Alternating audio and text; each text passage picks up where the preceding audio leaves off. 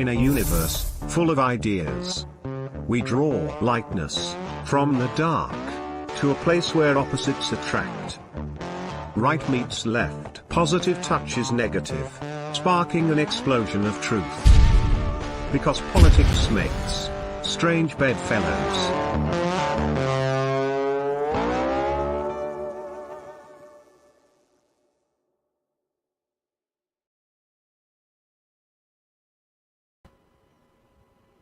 Good evening, everybody, and welcome to Strange Bedfellows. What are we up to? Episode 17, right?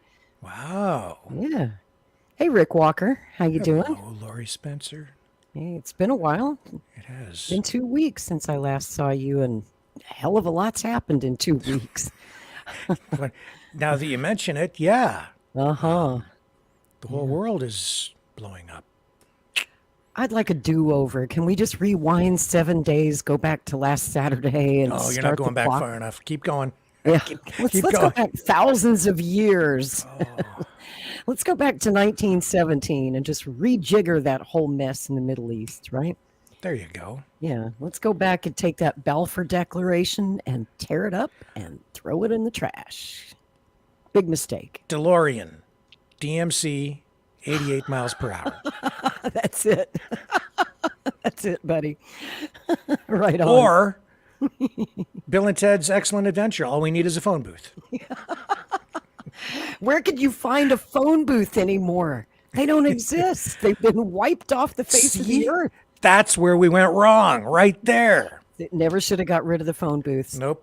What's Superman to do? It's all been downhill. I swear to God, You've got no place to change. You can't save the world. That's why we're in so much trouble. Where the hell is Superman supposed to change clothes? I mean, really? Women's washroom. Oh. Well, you know, that whole spandex thing. I was you always had wondering. to wonder a little bit about Clark Kent. It's a little effeminate, I'm just saying.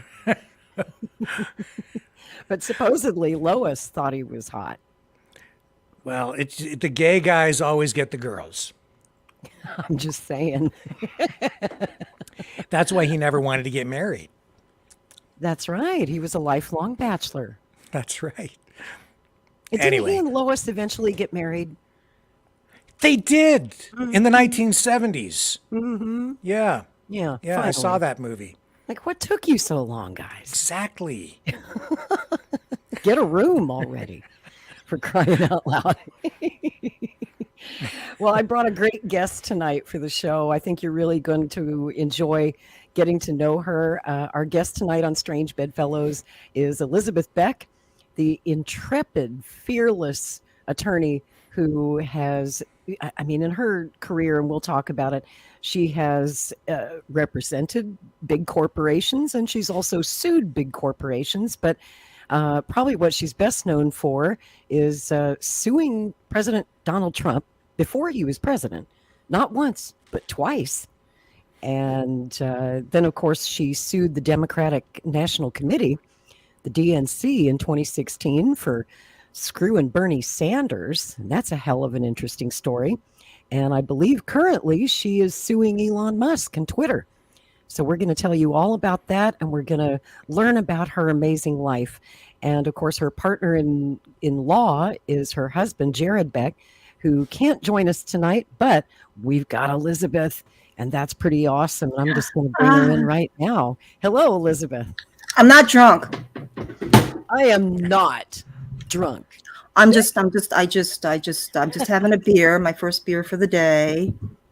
And, sometimes I get kind of excited and people say, is she drunk? Well, fuck you. No, I'm stone cold sober. Can we cuss on this show, or is this like network? Oh, you can cuss. Yeah. Okay. Of course you can. Oh, thank you so much for that kind introduction. It sounded like you were talking about someone else. I actually, our law firm sued Trump actually three times. Three? Oh. Yeah. And wow. And it's interesting you talk about representing corporations. When I graduated law school, I didn't have any college debt, but when I graduated law school, I had close on to $100,000 in law school debt. And so I was fortunate enough to get an offer from a law firm called Quinn Emanuel. They're big now. Even then they were big, but they gotten even bigger. They're a Los Angeles firm, and I wanted to go back to LA because that's where my mama was. And they paid real good. And so while I was there, they don't, Quinn Emanuel is your, very typical servicing very large corporations. And so I did that, I want to say for about a year.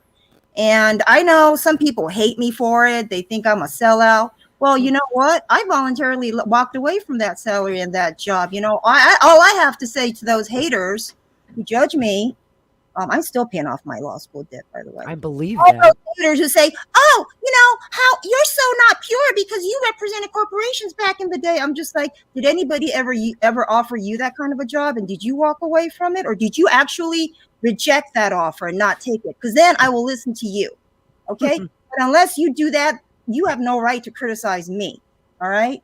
I did that. Well, that's how you become a great lawyer too. My dad was a lawyer. I come from a family of lawyers, and you have to know both sides of the law. I mean, he was a public defender, so were you. He was also a prosecutor and a DA. So, you have to represent corporations so that you know how to sue them later. Well, I just don't think. I think it's very simplistic to see things in terms of black and white and good and evil. That's right. Okay, and there are people that sit around, typing "corporations are evil" on their iPhone. And they can't wait for the next release of their iPhone. Okay, or it bothers me when people in the United States say "eat the rich." It actually makes me cringe so hard. That's a big word these days, isn't it? Cringe. Cringe. I have a 10 and 12-year-old, and usually at me, but now I start using it all the time. I just cringe when people say "eat the rich" in the United States, because I'm saying, I think you should walk that back, because you are the rich. You are the rich in this country, and you know what? They're trying to eat you. You don't see that? Why do you think all this shit's happening in this country in the past? Well, I don't know. Jared would say that the real descent happened after JFK was shot on the world stage.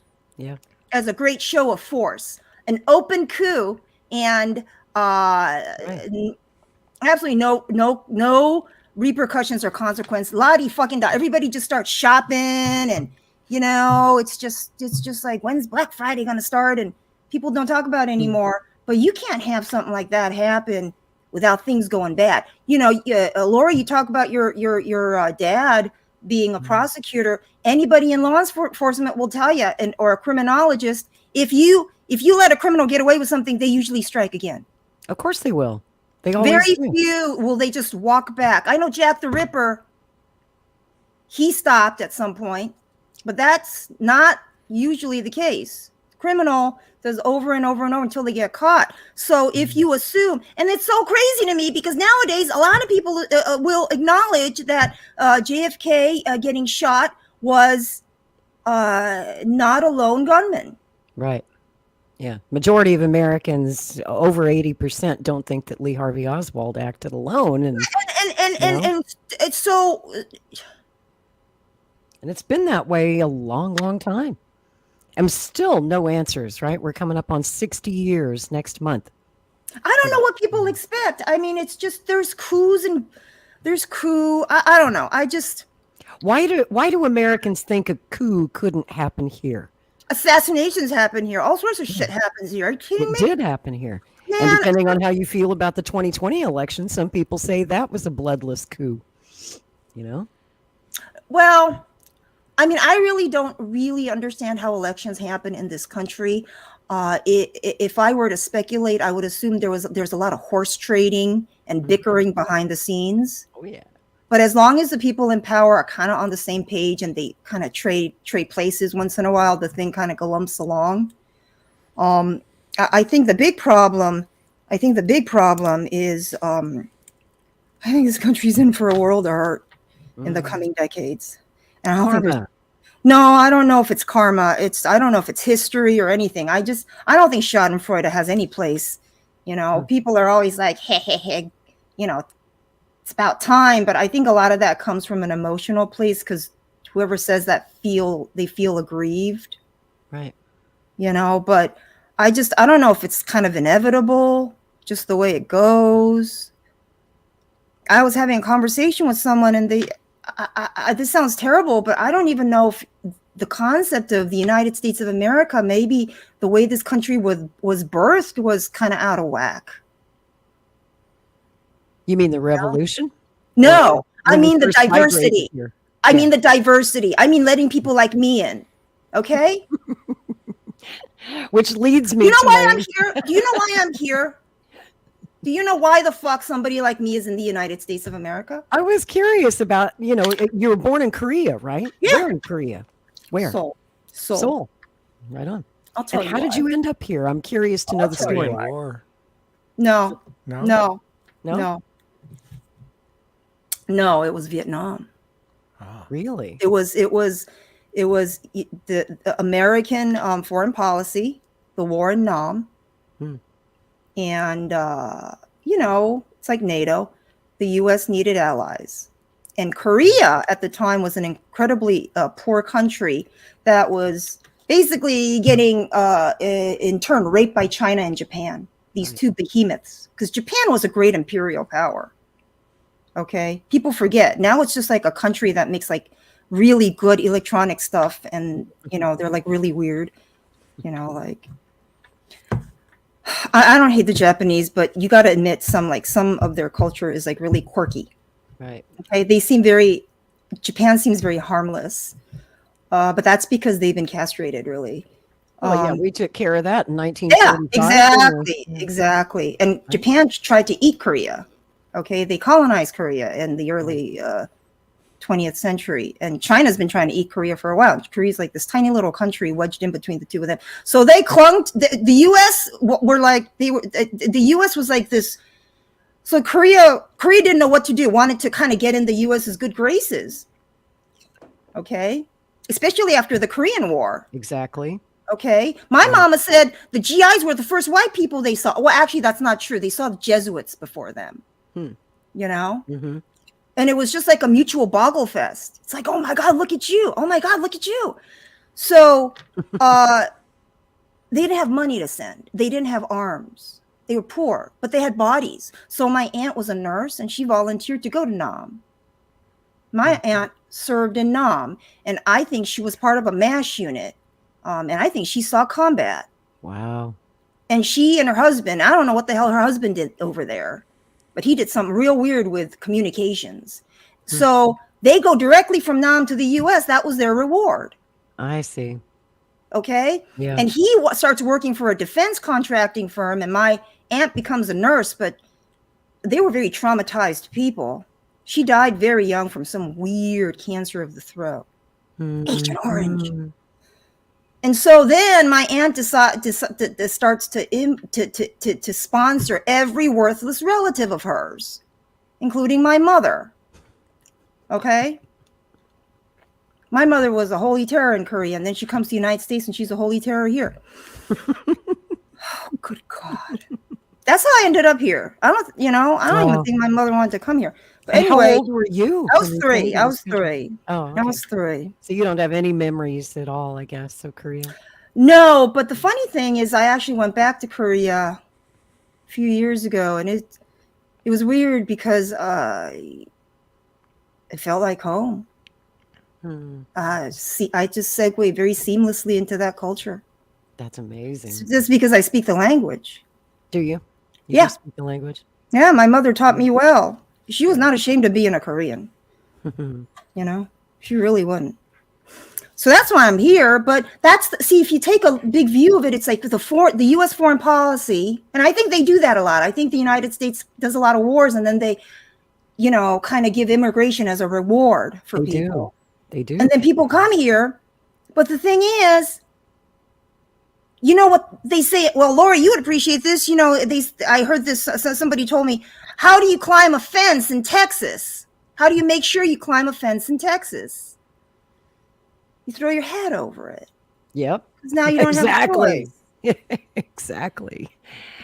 Speaking of that, the neighborhood that I grew up in when I was a kid, we're both Gen Xers. We were talking about that before the show. And as a kid, I have some vague memories of the Vietnam War, kind of when it was winding down. But I grew up in a neighborhood where all of my neighbors, it was like little Korea, because their parents had come here as refugees or with a reward of immigration after the Korean War. And then we brought in many, many more from Vietnam. So all my best friends when I was a little kid were Korean and Vietnamese. Oh, that's so kids. interesting. In Oklahoma? You Oh, would that's- not think you wouldn't expect that in Oklahoma, but we just opened up, we took in a ton from Korea and Vietnam. And so we've got like, Koreatown, we've got a Vietnamese district here, and there's some of our most, successful citizens. They run very successful businesses, fully integrated into the community. At least with my generation, I like to think of Gen X as we were a very lucky generation in that we were the first colorblind generation in so many ways. We were the first who had integrated busing, fully integrated schools and neighborhoods. And as kids, you don't see those differences. All we saw was our parents were all upset, waving protest signs at the bus stop saying, it's terrible to bus these kids together, putting blacks and whites together. Oh my God. And we were like, what? I mean, Shanique was my friend. What the hell, Mom? We didn't understand that sort of thing. It didn't make any sense. And to me, it still doesn't. And I hate to see the stupidity of racism rearing its ugly head again. I hate to see the divisions happening in our society. And I know it's all by design. They're doing this on purpose to divide us. And I say, as a Gen Xer, not going to happen. It's impossible for our generation. They're going to have to wait until we die off. And then if the younger generations want to fight amongst themselves, that's their problem, but not on my watch. I think in a land of plenty, people are very inclined to coexist peacefully. Of course. And a lot of divisions, you can create divisions within one family too. And I think divisions become very exacerbated when, people start fighting over resources. Exactly. Look at the Middle East right now. Right. There's a perfect example of that. So I wanted to ask you, because I just saw some breaking news come across the wire that looks like the ground invasion of Gaza is imminent, happening as we speak. And I was curious to get your thoughts on this whole situation over there. What do you think? I actually don't follow politics. Smart. Since 2016, but it's really a cop-out because Jared does follow politics and he's not here because he is permanently indisposed. Understood. He thinks that, but he consumes a lot of information very quickly. And his thoughts is, I thought it was very enlightening, is Iran. The U.S. goes to war with Iran. That's the end game. Is that the bigger agenda? I mean, we've been trying to whip up a war with Iran for more than 40 years. Yeah. Certain elements of our government really want that war with Iran, and it sounds suicidal. About as dumb as going to war against Russia or China. It's just how all empires fall, is all these wars that are opening up. I mean, and the thing is, you can't say no because you kind of get yourself in this pickle. So there's Ukraine. Right. Ukraine? I didn't know there was still a war in Ukraine. It seems like it ended this week. We haven't heard a fucking thing. I know Jared said it's kind of over. I'm just an empty vessel. I don't have any thoughts of my own. I just parrot my husband. I'm sorry. I should let Rick Walker jump in here. He's been dying to get a He was bored. He's just like, look at these women gabbing. I'm sorry. That was so sexist of me. I always try to listen more than I talk. He does. It keeps me out of trouble. largely. I always interrupt people and talk, and I never listen. That might be why I'm always getting in trouble. Well, I'm very interested to kind of hear about these cases that you've brought over the years. You're Canadian. I am. You can A tell. boot. I heard that a boot. I can run, but I'm given away by my accent all the time, so I can't hide. A. I make fun of the way he talks. He makes fun of my southern accent. So there you go.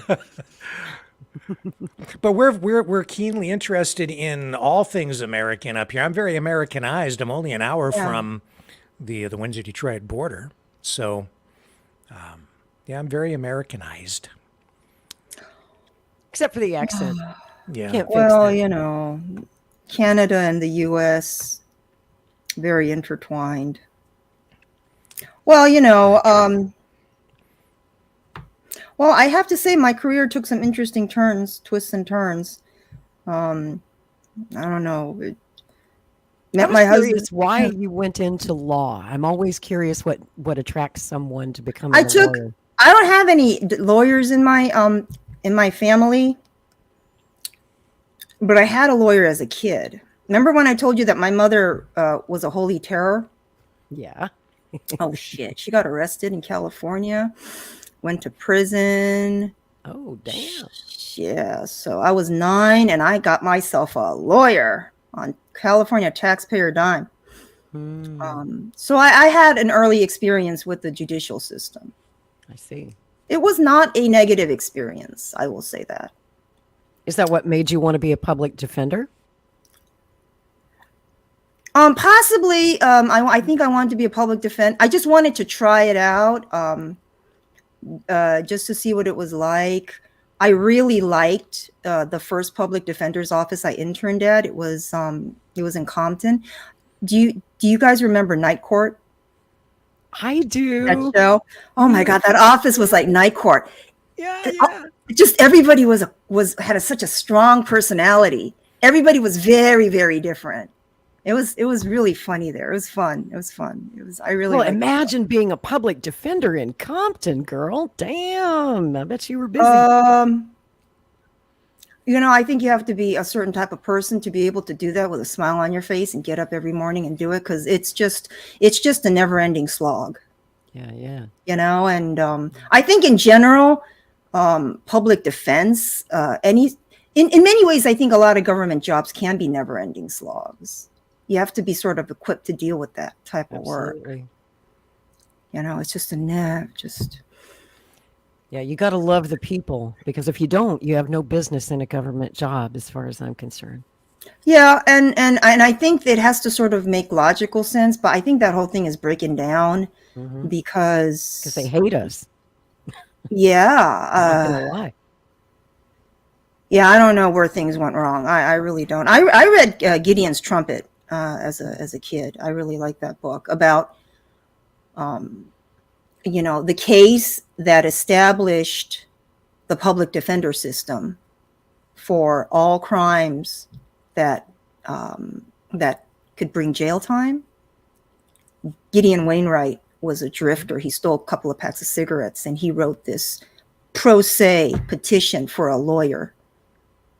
He was just the sorriest person you ever met, but he just believed in the right to counsel. And this was back in the day. It was the 60s or 70s. Gideon Wainwright. Yeah. So Gideon versus Wainwright. So Sorry. Talking about law, you've talked about Jared.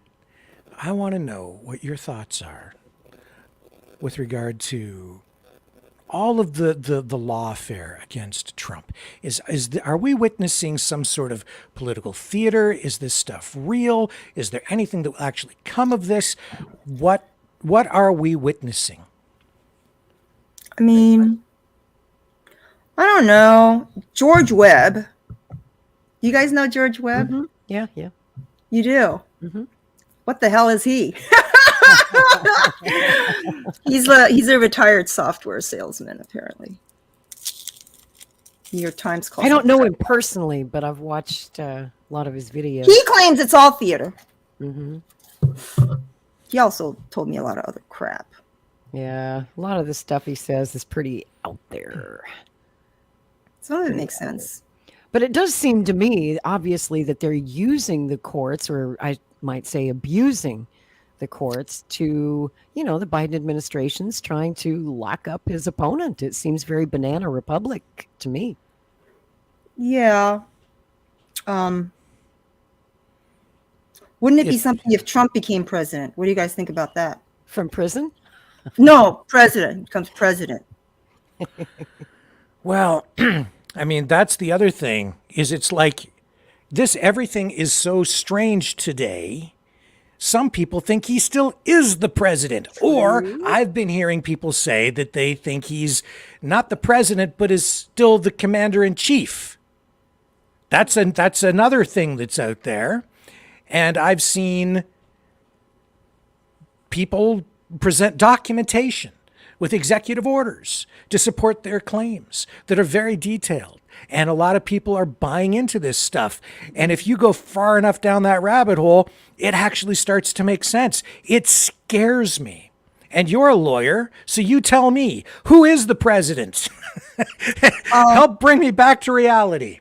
I would say it doesn't really matter. Oh, that doesn't help me. Now it's worse. Thank you for that. No, it doesn't really matter. Oh my God. It only has. But I think so. Obviously, Biden is president. Not a. A lot of people are unhappy with that, but he has been declared. Just right. But wouldn't it be something if Trump won next year? What do you think would happen, guys? Right. What do you think is going to happen if that happened? Oh, Lord. What do you guys think? I don't know. I mean, they predicted chaos, unrest, civil war. The first time he won the election, they said it was the end of America. And yeah, I remember. It wasn't. It just wasn't. No. I remember that talking head on MSNBC was sobbing on air. What's her name? Yes. Was it Rachel? Rachel Maddow. Crying. I'm like, shut up, bitch.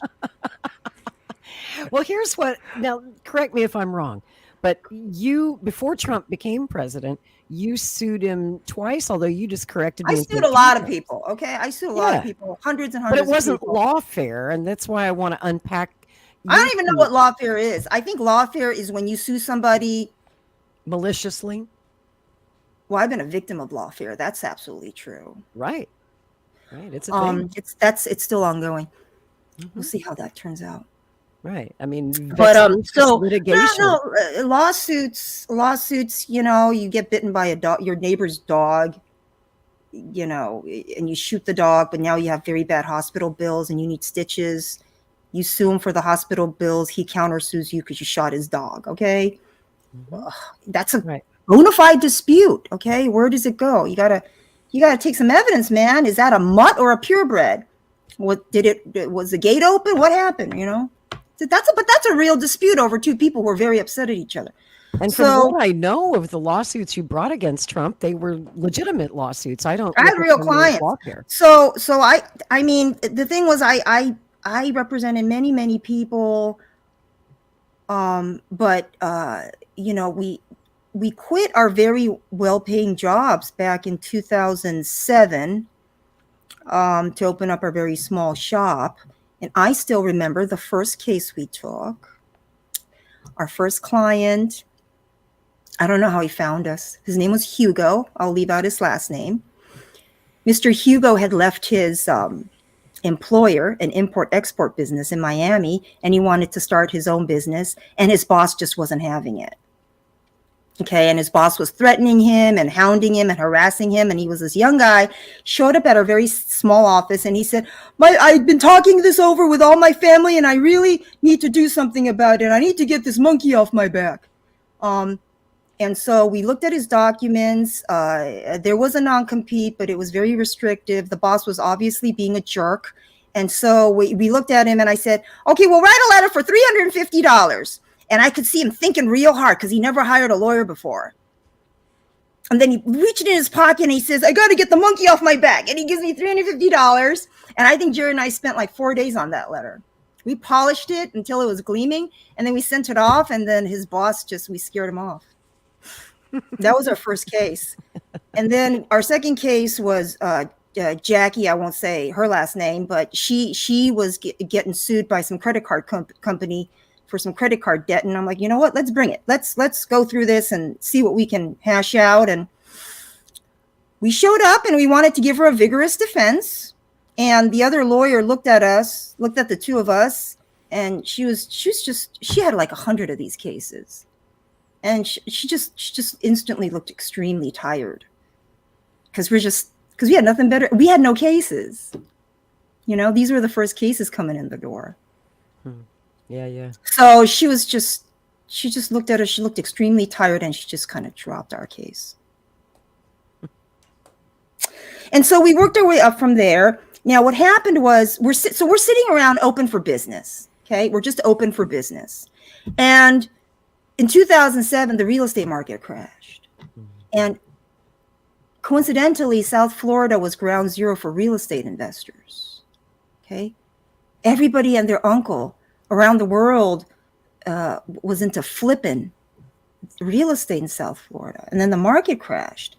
And so it was a cascading effect. Okay. All the shit was running downhill. Okay. The banks, the developers, the subcontractors, and guess who was at the very bottom? Okay, maybe the solo plumber, but the person also at the bottom was the real estate investor, because they were just individual people individual investors, right? Oh yeah. God, these people. Yeah. I mean, there's no point in criticizing them. Like, what do you mean what do you mean you took your retirement money without telling your wife and put a down payment on a condo? But that's what people were doing. Yeah. Because it was FOMO. It was fear of missing out. Don't fall into FOMO. Don't do it. And so they needed legal representation, but they were terrified of paying more money to lawyers. So we were like, oh, what the hell? We'll take it on contingency because we have time. So we did that. And we did a lot. I just want to point out, we did a lot of those cases. Okay, a lot. But just a handful was against Donald Trump because he was developing a lot of buildings down here. And exactly. there's 3 in Sunny Isles. There's just a bunch. And this was in 2011 was the first time that you sued Trump? I think it might have been before then. My memory's hazy, but yeah. Quite possibly, yeah. Tell me why. Mr. Taglieri needed representation. He was a prior client of ours. He went on, Mr. Taglieri, Jackie Taglieri. He's retired now, but he spent a big chunk of his life running an Italian restaurant in Boston's Little Italy. One of the best, apparently very highly regarded. He lived upstairs. I think his nephew runs it now. Anyway, he took his money, and he bought several nice condos down here. I think maybe 1 or 2. He's a snowbird. He's a classic Northeastern snowbird. But he bought a bunch, and I had represented him in one condo called the Ocean Marine Yacht Club, which was a real big shit show. To put it in a nutshell, this was a beautiful high-rise condominium on the Intracoastal in Hollandale Beach. It was called the Ocean Marine Yacht Club. It had a marina attached to it, which was a great selling point. Sounds swanky. It was swanky, and people came from all over the world to put deposits. Well, they never got the marina because the doofus developer from Chicago didn't know how things work down here. And he thought just because the mayor of Hallandale Beach gave him a key to the city, he had it made in the shade. But then the environmentalists at the, what's that government agency? Army. No, the Army Corps of Engineers and another. Okay. They started scuba diving down there, and they came up and they took off their goggles like seagrasses, manatees, no marina here. And you have to make all the agencies happy. So there was no marina, and everybody freaked the hell out. Because you take away the marina, it's just another condo building. So I represented him in that development. And then he contacted me and says, I got another project. I'm hearing rumors. I'm like, what rumors, Mr. Taglieri? He says, they're not going to finish the building. And lo and behold, those rumors, there was something to it because the market was starting to crater. That's right. And it was Chorus Bank. Chorus Bank out of Chicago had loaned a lot of money to these developers down in South Florida. And then Chorus Bank failed and everything went into receivership. But we can talk about the 2007 debacle till the cows come home because it was bad. It was really bad. There was a lot of foreclosures too. Anyway, so I represented him in the Trump case. And Jared had written about, the law as it pertains to these buildings, and a lot of lawyers referenced it. And I think some people who were Googling, how do I get out of my real estate contract, blah, blah, blah. They found his blog, so they started contacting us. So that's how we ended up taking the Trump case. That was a class action suit, right? You were representing. We captioned it as a class action suit, but a class action isn't a class action until the judge says it's a class action. True. So the judge never said it was a class action. The judge was Kathleen Williams, who to this day, I don't know why she was the way she was, but I'm not going to talk shit about her because I don't want to get disbarred. That's right. You still have a license to keep down there. But I tell you what I'm going to do. I'm going to run a couple of clips, actually. This is from a few years back, since we were talking about Trump and lawfare. Just to put some context on this, this is an interview that you did with MSDNC. Oh, excuse me. I mean MSNBC with Ari. Was that the cat one? That's the cat one. Oh, yeah, Sugar. You know Nico House? Yes. Nico House gave me that cat. Really? Did you know this? Yeah. No, Nico still has the mama. Nico's mama cat had Aww. like a litter, and he said, I have the perfect cat for you. And that was Sugar. Oh, I love that. Yeah. Is Sugar still around? Sugar is still around, and he is so it. bloodthirsty. And He's a little killer. If Bob Mueller's investigators question Donald Trump on the Russia probe, Trump will be facing someone who is very familiar with investigations, but so is he. In fact, USA Today reports Trump's been involved in over 4,000 of them. And for a tiny fraction of those, they've gotten to the point where Trump himself has been deposed under oath, sometimes displaying a very different side from his public persona. Yes. I don't have my glasses. I mean, I am at a disadvantage because I didn't bring my glasses. This is such small writing. All right, well, if the witness can't actually physically read the language, that's a problem. It's very small writing. I can make it out. Do you want me to try? In other depositions, Trump reportedly has also been fiery and aggressive. What we don't know is what potentially he would do showing up to a Bob Mueller interview. Which Trump would we see? What strategies could he use? And out of this tiny group of lawyers in the whole country who've questioned Trump under oath, joining me now is attorney Elizabeth Lee Beck, one of the few lawyers in the nation who has personally deposed Donald Trump. Thanks for being here. Thanks for having me. Thanks for making the time. What did you learn about Donald Trump out of the public spotlight when you deposed him? Having deposed him twice and cross-examined him in a trial in front of a jury, at each time he behaved very, very drastically different. Let's walk through the depositions. There was one in 2011 where Correct. he said to you about your questions as an attorney with obviously a professional role to play. He said he thought your questions were stupid. I think you're asking very stupid questions. And then he said at one point to you, do you even know what you're doing? Let's go ask the questions. Correct. I remember that deposition very well. The deposition culminated right before lunch break with him storming out of there. He threw a fit. He basically threw a fit and he stormed out of there. I can tell you, I watched people react to him. Okay, and they're very, very easily intimidated. I saw lawyers who were unable to ask a question. They got a frog in their throat. They couldn't talk. You're saying that the way he lashed out at people, in a sense, worked. Oh, it absolutely works. I can tell you this. I can tell you that to the extent that you think he's like this all the time, he's not. And then when you're ready, we can talk about the other instances. Yeah, so tell me about how he changed in the later deposition. Well, the second deposition, he was completely and utterly docile. What do you account for that? Do you think that he is a multidimensional person, or you think he was just trying different strategies? I couldn't tell you, but I do know that if he lashed out at people, I can, based on my observations from watching people interact with him in the room, I can completely see, yes, even lawyers turn into a puddle. Wow. I mean, that's so fascinating because we see him in so many other contexts where there are not actual rules. A deposition has rules and those individuals are there, but you're saying the brash style can work. Here he was when this all did become public, speaking about you in an interview and attacking you. Take a listen. She's a terrible attorney. She lost her case to me. In fact, I won legal fees. She's got a terrible reputation, in my opinion. She's got just a terrible reputation. Other lawyers have called me up, say, well, how bad she was. I beat her so badly. She's a vicious, horrible person. The case reached a settlement. Is what he said there in that clip accurate? What do you think? No. What do I think? You think I'm a horrible person? You think I'm a horrible person?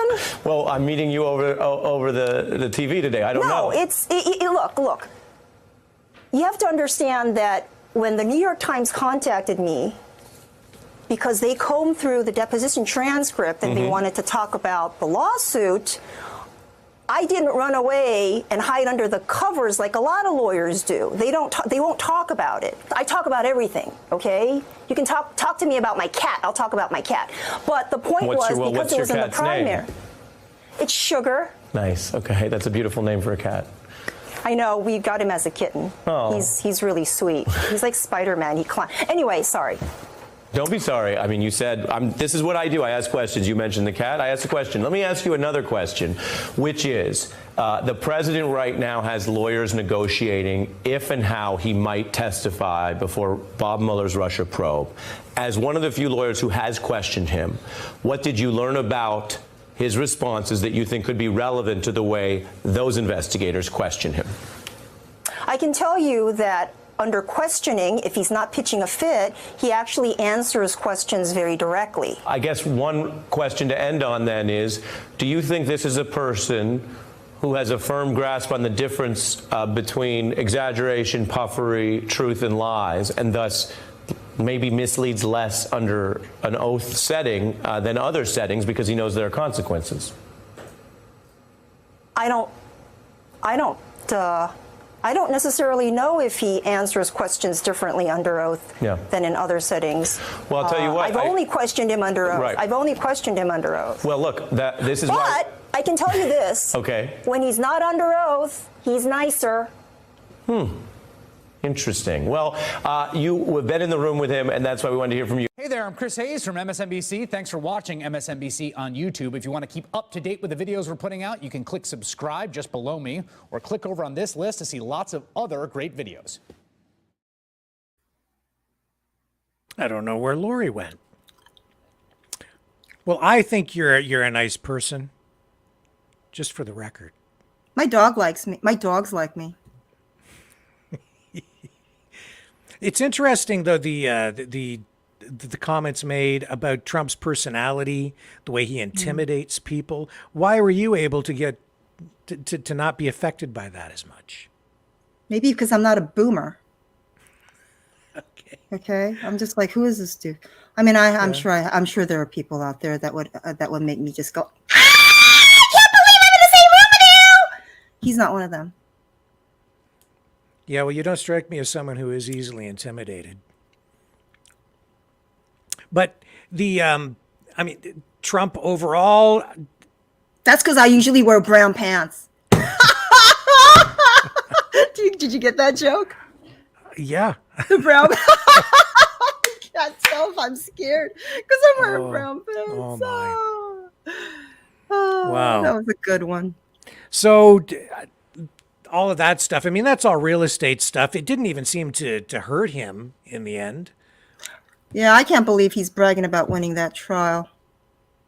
like he's taking credit for it. That's so rich. Anyway.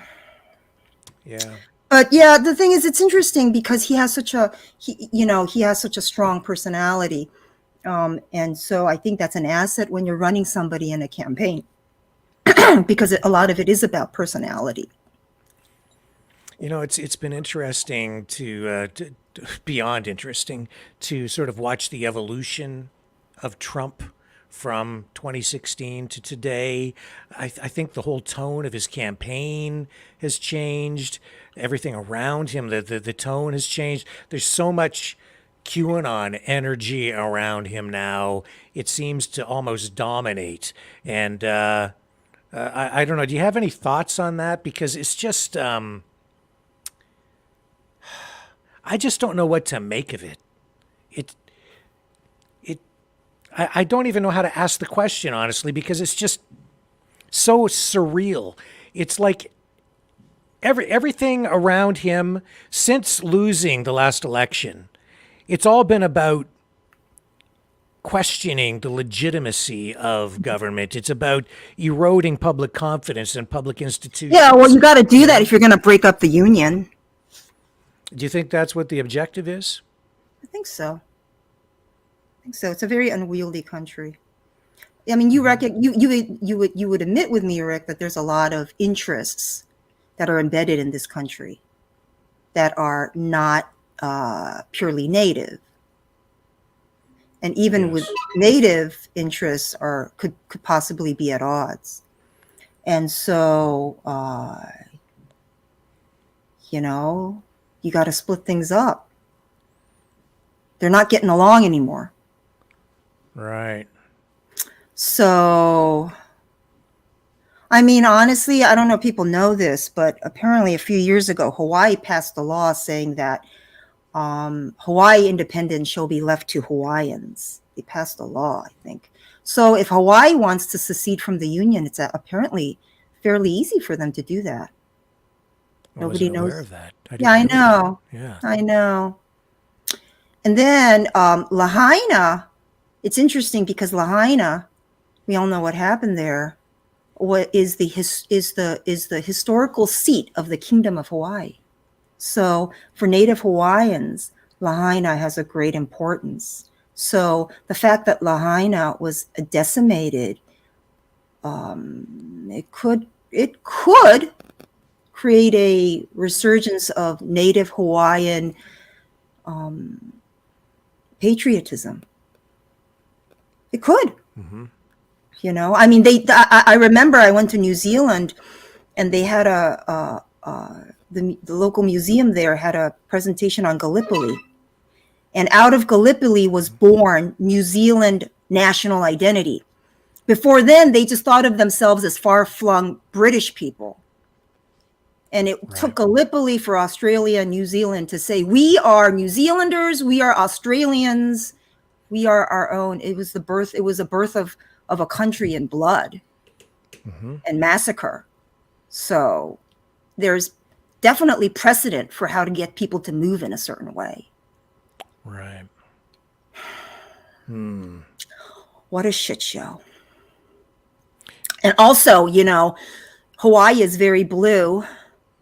And wouldn't it be funny if the Democrats tried to break up the union again, because they were the ones who did it the first time? People forget,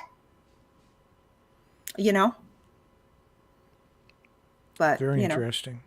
Can we move on and talk a little bit about this lawsuit with Elon Musk? I'm not familiar with what you're doing there. Oh, we're still banned on Twitter. Jared Beck and I are banned on Twitter, and I don't know why. And so we filed a lawsuit to get ourselves unbanned. And actually, their lawyers showed up, and I said, why are we banned? So you would think that once we filed the lawsuit, they would go unban us, but we're still banned.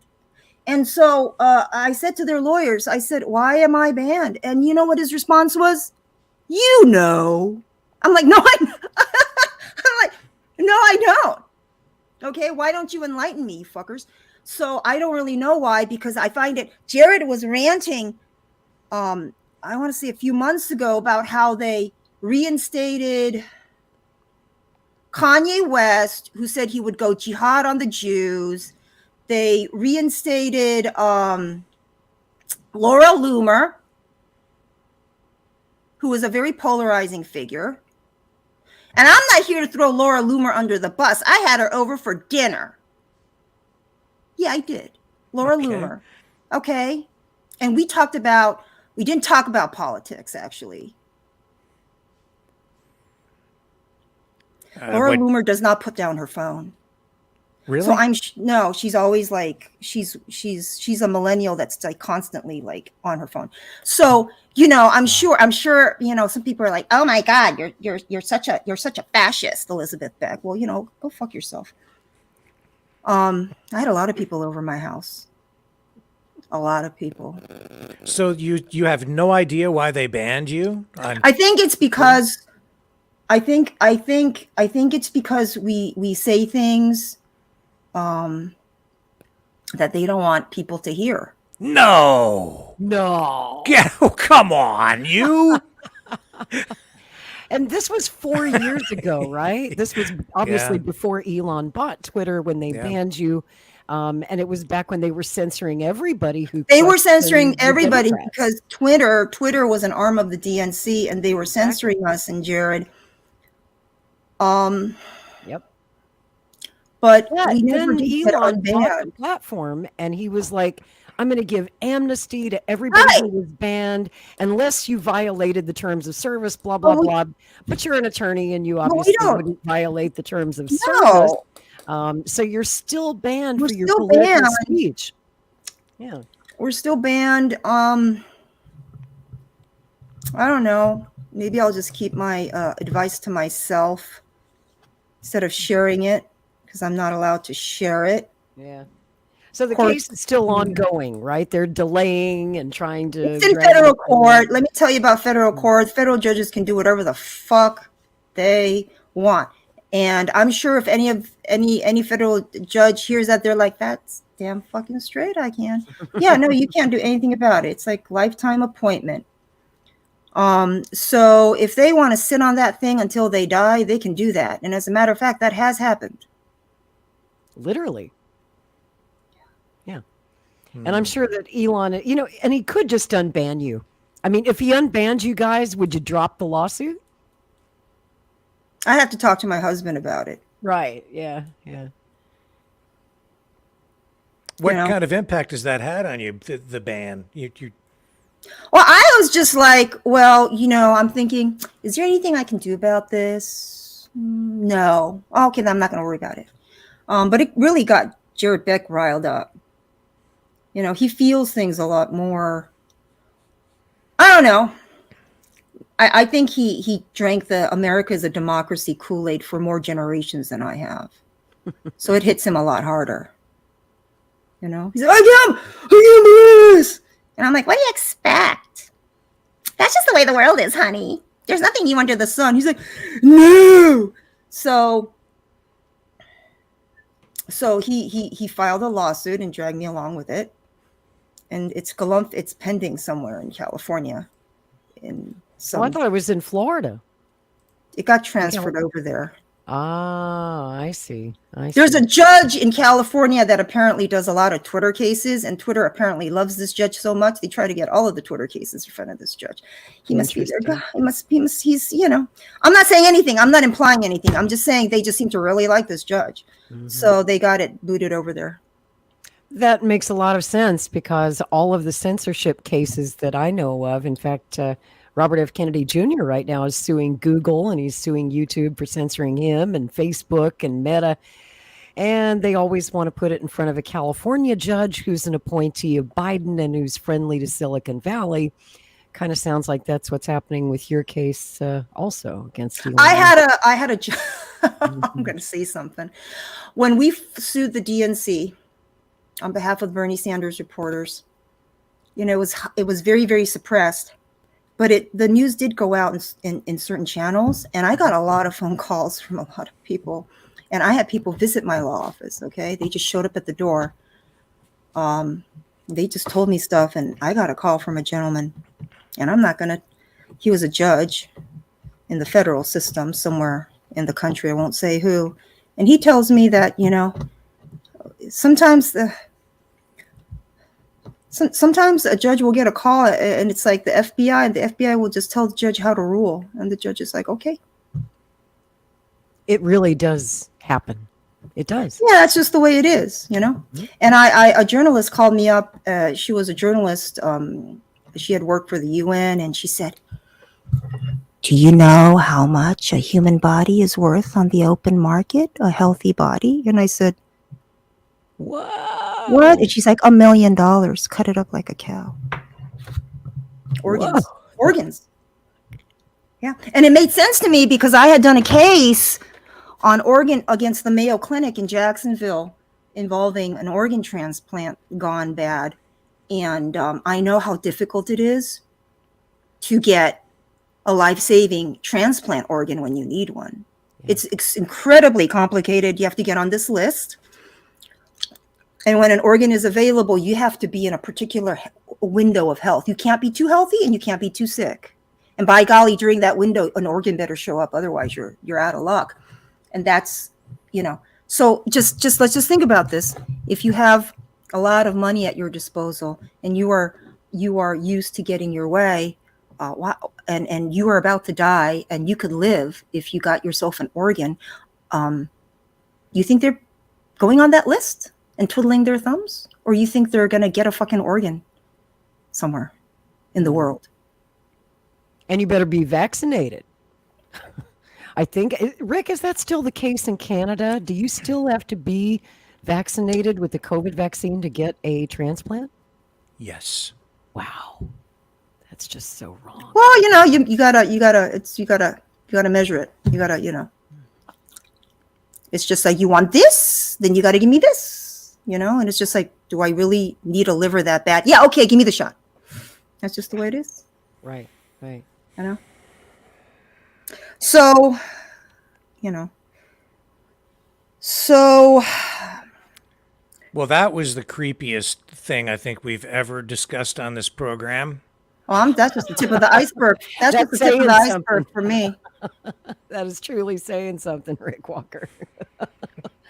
All right. I want to get to the DNC fraud lawsuit, because everybody in the chat's like, ask her about the DNC fraud lawsuit. And the reason I want to dig into it tonight, as you know, or you might know, I'm a volunteer on the RFK Jr. campaign, been a longtime friend of Bobby's for 16 years. But I was very upset. I feel really bad for him. Do you know that? Well, so do I. I mean, really bad.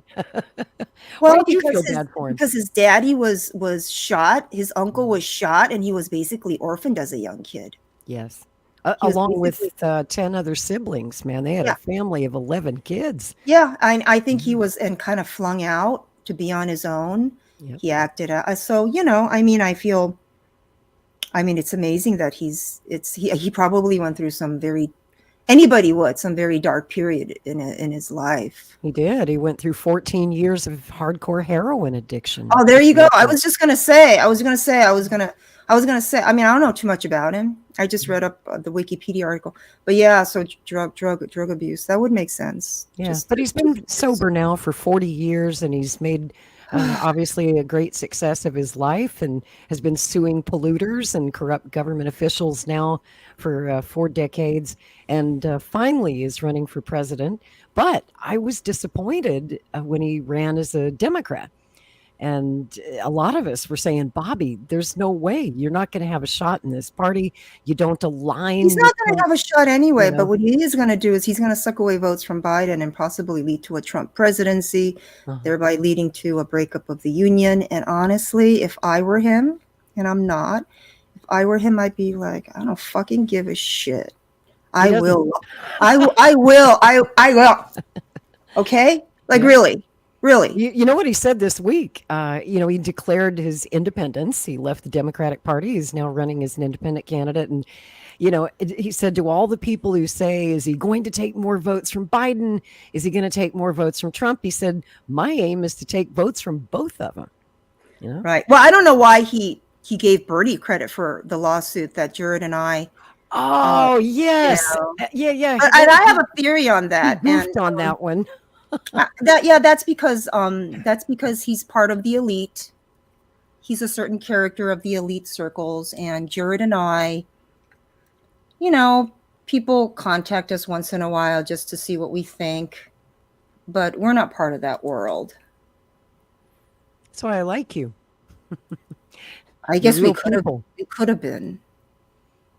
Yeah, but you chose a different path. We did. Yeah. We did choose a different path, and I'm sitting here, and I can say that I answer to no one. How's poverty? I'm not poor. I'm not poor. How you liking it so far?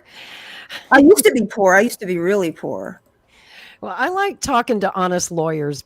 We had an honest lawyer on here last week, Tyler Nixon, who, had every opportunity to make the big bucks with big law firms and decided instead that he wanted to be a lawyer for the people.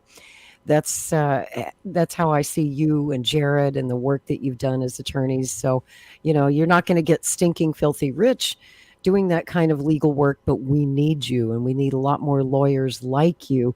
And so I'm not really inclined to, I don't know if I said this, but I'm not really practicing law anymore. I'm doing. Yeah. You said you were kind of laying low. Yeah, I'm laying low. I have other things going on. I have a lot of other matters going on. I keep my law license active. I'm really not into it anymore. I'm very angry. I'm extremely angry. Why? I'm angry at people who fucked us over. Okay, and I have a list. And I've been praying to God to kill them. And a few have already died, so I'm going to stop praying to God. Oh, no. I am going to stop praying to God because maybe my negative energy is affecting things. Okay? Well, I know that. But, I know that I can't fix other people's problems until I fix my own, until I feel like my world is righted. And it's a little bit out of kilter right now because of all the people that fucked us over. And thinking that they can get away with it and thinking that it was funny, haha, at the time. Okay? But I love cold cuts. All right? And I love things that are served cold. And I will taste it before I die. Did all that Makes me very happy to think about it. Did that snowball effect begin with the DNC fraud lawsuit? No, it started with the Trump case. Really? Actually. Yeah, which because one? that we did the trial. We did the Trump trial 2 years before he became president. Yeah. Of course, at the time, I had no idea. And so sitting here today, and the client that I represented in that case, Deer Valley, he refused to pay his bill, and so I had to sue that company. It's run by a guy named J. Michael Goodson, and I had to sue him for not paying the bill, and that still is going on. Wow. It's like 10 years. Good Lord. Okay. Because the court system is just unwilling to, I don't know. I just don't know why they're unwilling to like resolve it. It's clearly just an unpaid bill, but maybe it's because the guy on the other side, J. Michael Goodson, the law library at Duke University is named after him. Mm-hmm. Okay. And he's always the rich clients who don't pay their bills. He's a big Democratic donor too. Yep. I didn't even know this at the time. Okay. So yeah, I have a fucking axe to grind. So we're done. We're done. Sorry, we're taking ourselves out of service. That's tragic. I hate to hear it because there are good Why? people out there who need good lawyers. They need honest lawyers like you. But I understand your reasons. People only say that because they just like, oh shit, that means I can't use her services. Yeah, it's like people only say that because they're I don't know. I the older I get, the less I don't know. The older I get, the more I realize that the older I get, the more I like animals. Me too. Me too. I like my pets more than I like most humans, which is What do you have? sad but true. What do you I got 3 cats. I got a whole family of them, and they're all exactly alike. They're all solid black. So this is their season of year. This time of year when it's Halloween season, I just kind of put them in the window, and they save me a fortune on decorations. Oh, that's funny. Want to hear what I have? Oh, it's going to make you. Well, you still got Sugar the cat, right? Oh, it's What gonna else make you got? so jealous. This is gonna make you so jealous. Yeah. I got goats. Goats. And the billy goat lets me pet him, Marshmallow. He's so gentle. Wow. Bottle baby goat. Bottle horns like this. Looks like he can kill you, but so gentle with me. I got sheep. Really? I got turkeys. I got guinea fowl. I don't know if you know guinea fowl. Yeah. I got chickens. I got geese. Geese are sons of bitches. I got Sugar the cat. I got 2 dogs. I got 2 hamsters. I got 2 parakeets that fly around the house, free shitting everywhere.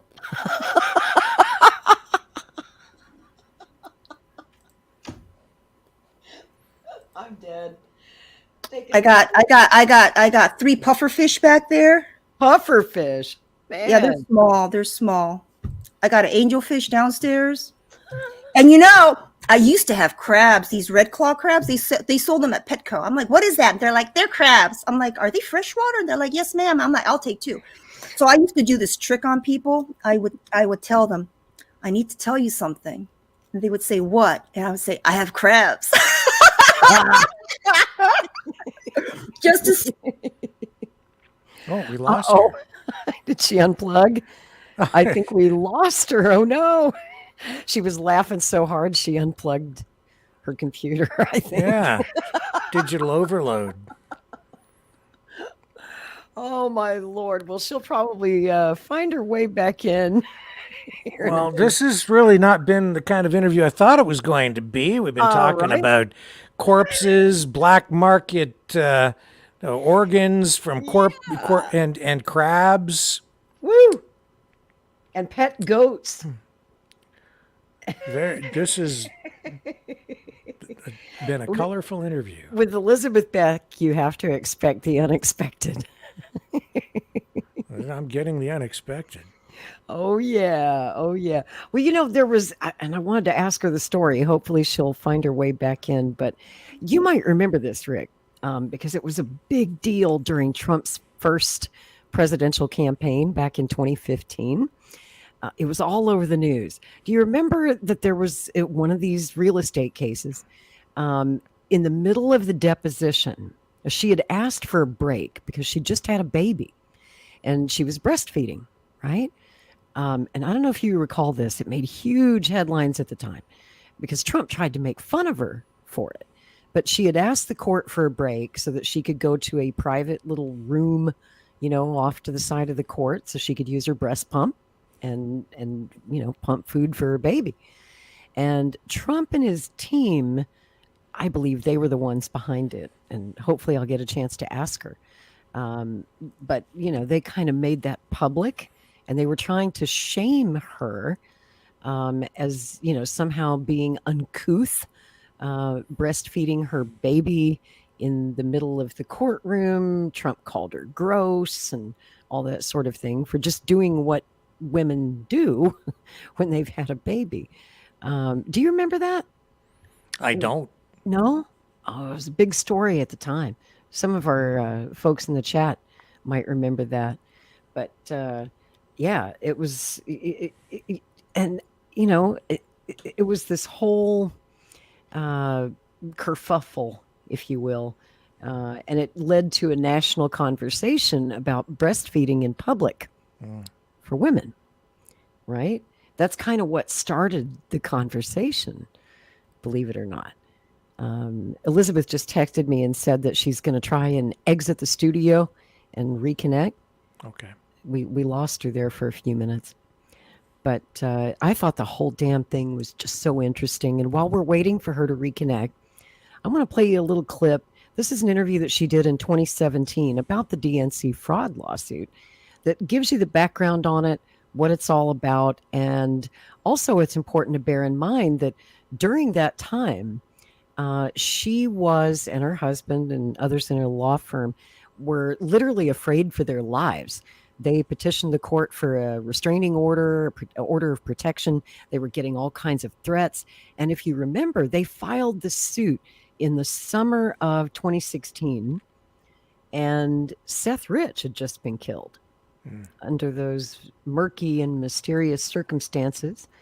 And also, her process server in the case turned up dead under mysterious circumstances.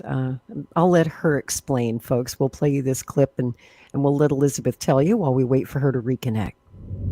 Here we go. I'm Alicia Powell. I'm a reporter with WorldNet Daily, and we are talking with Mrs. Elizabeth Beck. And you are filing a lawsuit against the Democratic National Committee. Can you tell us why? What prompted this lawsuit? The lawsuit was filed actually about a year ago, believe it or not. And we're still in the early stages. That's how long lawsuits take. They say the wheels of justice grind slowly, and they indeed do.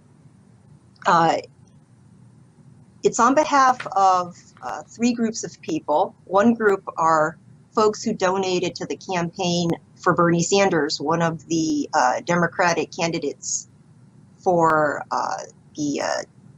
presidency, and he lost in the primaries, Secretary Clinton. And the second group are people who donated funds to the DNC, and the third group is the group of registered Democrats. So why are we trying to represent these folks in court? Well, last year, I don't know who this person is, but he goes by the handle of Guccifer 2.0. He released some documents showing that the primary race was not what it appeared to be, which is, you run people and people vote, and it's supposed to be fair and even-handed. I don't know, like any other race, like a horse race, But the documents show that that was not the case, that the Democratic National Committee, which is the organization that runs the Democratic Party, did not run the primaries in a fair and impartial manner, and this was evidenced by the documents that were released by Guccifer 2.0. So we filed that lawsuit, and then after we filed that lawsuit, WikiLeaks released further documents showing that the primary was rigged.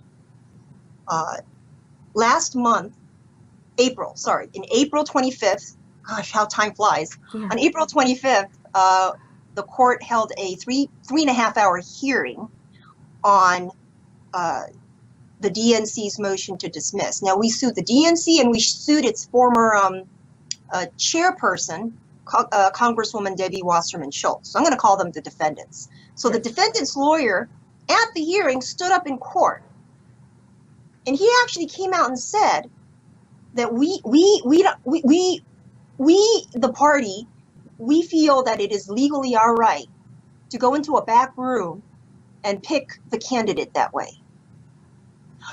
We didn't do it that way. Well, we could, but this was a revelation to the voters to have that said openly, because you have to understand that the charter, the DNC, the Democratic Party's own charter, says that it will run the races in a fair and even-handed manner. And Congresswoman, Chairwoman Wasserman Schultz said on national TV that they are not biased. So you have it straight from the horse's mouth. You have it in black and white on a piece of paper. I guess none of that means anything. So the lawsuit is based on fraud. So the concept of fraud is very, very old. It's old. The concept of fraud is older than our Constitution. Okay, it goes back centuries, and it basically says if you lie to somebody and you steal from them, that's a crime. At least you can sue them for it, right? You lie to get money out of somebody, then you're on the hook. So the Democratic Party made a statement, very, very in absolute terms, that they were running a fair primary. And it looks like that hadn't been the case. So they admitted, the DNC, the lawyers representing the Democratic National Committee, that they are entitled to basically choose their own candidates and rig the election. They have admitted, well, they would probably disagree with you. Now I'm speculating here. You'd have to get it directly from their lawyers, but they would probably disagree that choosing a candidate in a backroom deal is the equivalent to rigging. Now, I'm sure there are many voters that disagree with that, but that's their position. They're saying it's completely legal. They're entitled to do it. Doesn't matter what they put in the charter, I guess. Now, you filed for protection from the court. You cited in that motion the unusual murder of Seth Rich. Do you think that Seth Rich's death was politically motivated?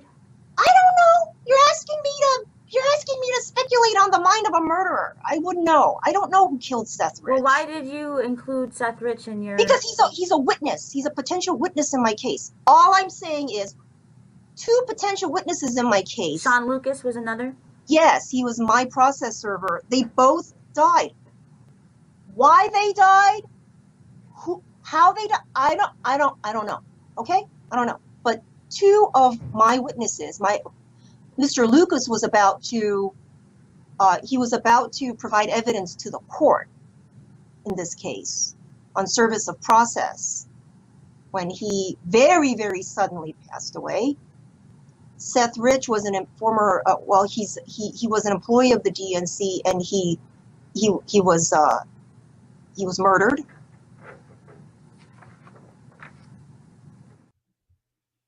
Yeah, and to this day, we still don't know what really happened to Seth Rich. Isn't it funny how everyone clammed up?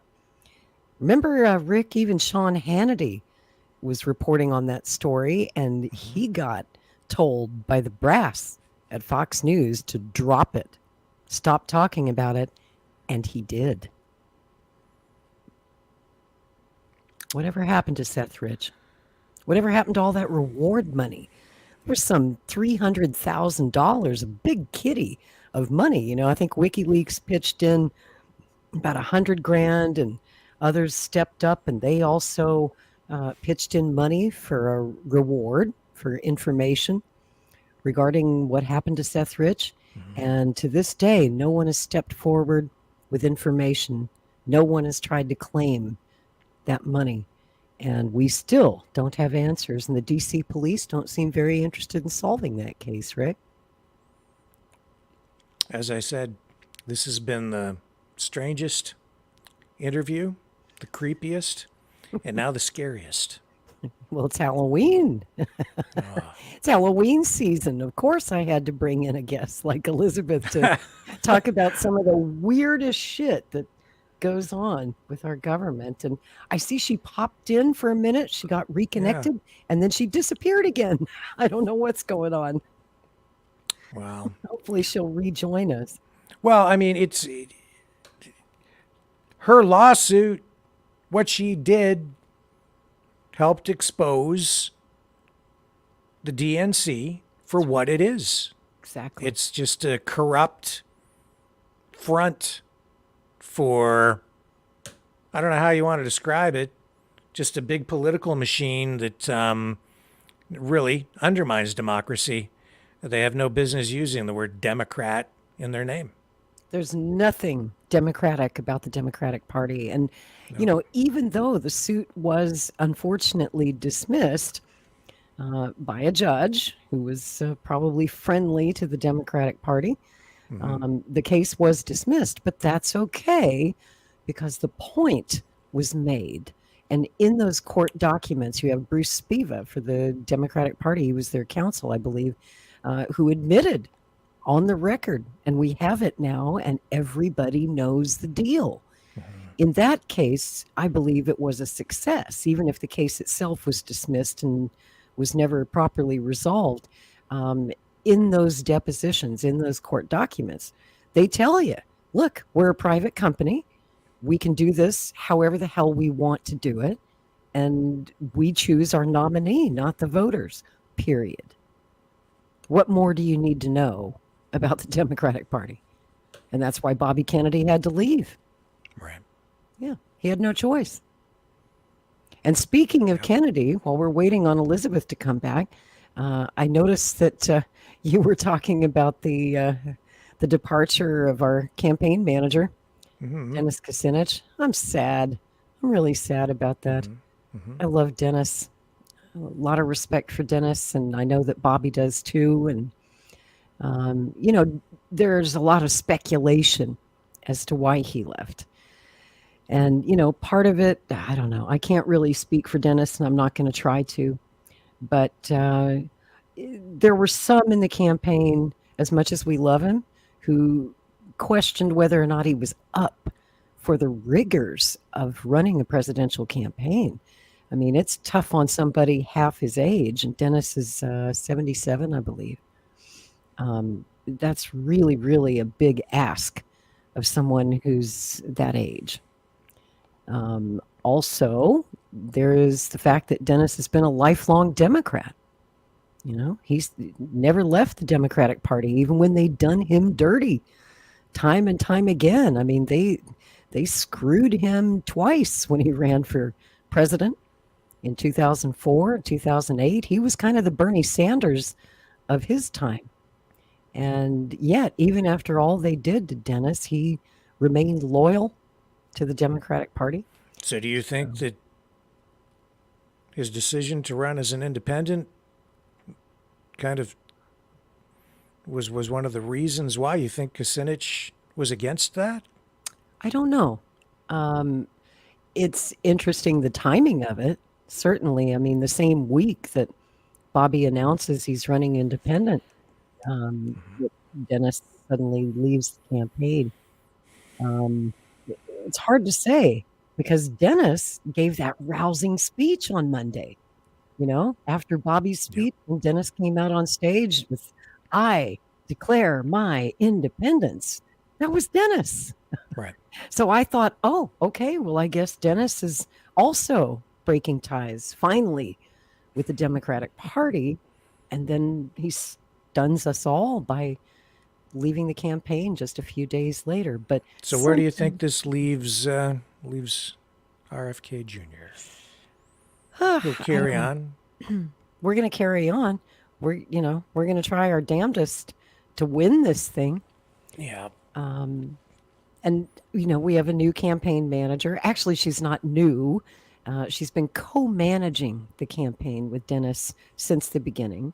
It's Bobby's daughter-in-law, Amaryllis Fox Kennedy. She's married to his eldest son, I believe, Robert Kennedy III. And you might have noticed, I heard you reading the press release earlier about her background. Uh-huh. And I thought it was interesting how the press release that the campaign put out failed to mention that she worked for the CIA as a case officer for many years. I'll see if I can find it here again, but how did they phrase that? It was an interesting way of saying that. Yeah, it was like she didn't exactly work for the CIA, but yeah, she did work for the CIA. They just didn't want to put that in the press release because they knew, obviously, that might not be well received. And Bobby's the candidate who's, out there talking about how the CIA murdered his uncle. She has a master's degree in international security from Georgetown University School of Foreign Science. She spent a decade working on counter-proliferation efforts on behalf of the United States government. In other words. What could that possibly... That's just benign. It's just... No, that's like having a job at 7-Eleven. It's, it's like the person who kind of stands at the door to make sure that the shoplifters are intimidated, but if they steal anything, you just let them go. That's what you do. I know, right? Same thing. It's just counter-proliferation of cyber terror and suicide bombers. That's all it is. That's all. Mm-hmm. Yeah, it's the people who mastermind massive terror attacks, right? It's just that was her business. Yeah, no big deal. No deep state there. Oh no! Of course not. Oh God. Okay. What tangled Sorry, webs. I didn't mean to like. That's okay. You're not put alone, a pin in the buddy. balloon or anything, but No, I'm getting an earful, believe me. when I I'm read getting an that, earful I about was it. like, what the hell? What the hell? Honestly, I had the same reaction because anybody Wait a minute, who- wasn't it the CIA that did the thing back in Texas and the limousine and all the grassy knoll and all that? Wasn't there like a CIA thing in that? Just Bobby saying. says, right? So a lot of people are questioning the wisdom of this move. It's not good optics for a guy who's out there criticizing the CIA to bring in a former CIA case officer to run the campaign, and also she just doesn't have any experience running presidential campaigns or political campaigns at all. Obviously, a lot of old Pauls, people who've been in politics a long time, are scratching their heads going, why aren't you hiring, the best possible experienced campaign manager that you can get? And Dennis Kucinich, this was his third presidential campaign. At least he had experience. So it's all, I'm getting such an earful this week, Rick. And something else happened this week, as we all know. 7 days ago today, you had the attack on Israel by Hamas, and then Israel. 7. I said 11. I couldn't remember how many days. It seems like time. I know this has been the longest week. Whatever, It's been the longest. But my week. God! So then that has a big impact on him because of him taking a position, right? Right. I mean, Dennis Kucinich has a long, long history of support for the Palestinian people and the Palestinian cause. Unbending, unyielding support. And then Bobby declared his position on the issue a few months ago, as we remember, his unbending, unyielding support for the cause of Israel, Israel's right to exist in self-defense. So these two positions are diametrically opposed, obviously incompatible. And just as this issue divides our country, divides a lot of families, divides friendships, I think that our campaign has been no exception to that.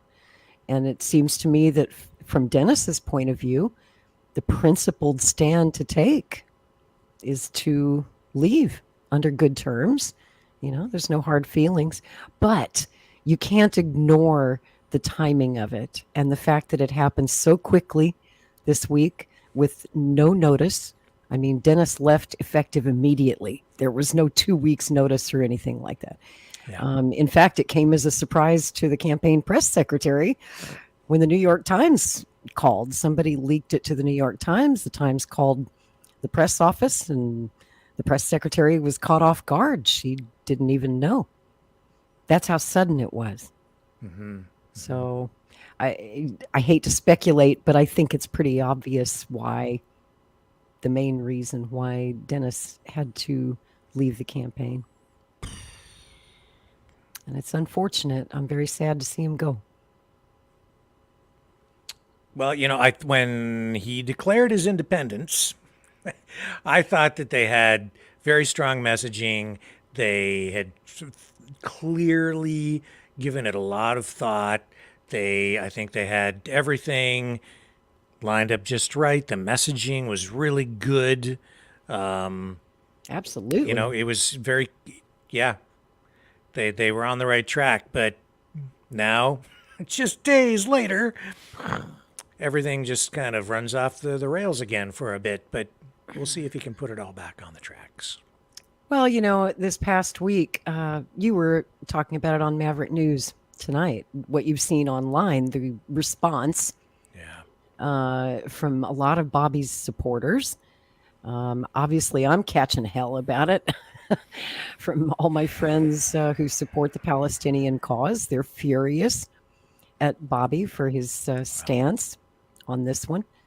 And a lot of them were planning to go to Philadelphia on Monday to attend his big announcement.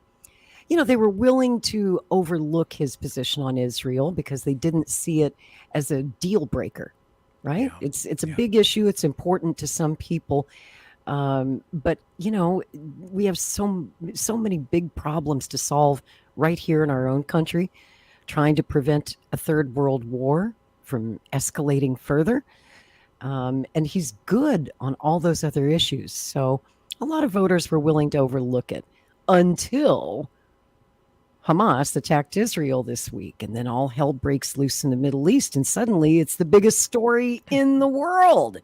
It's no longer a minor issue in the minds of voters. Now everybody's expected to pick a side, right?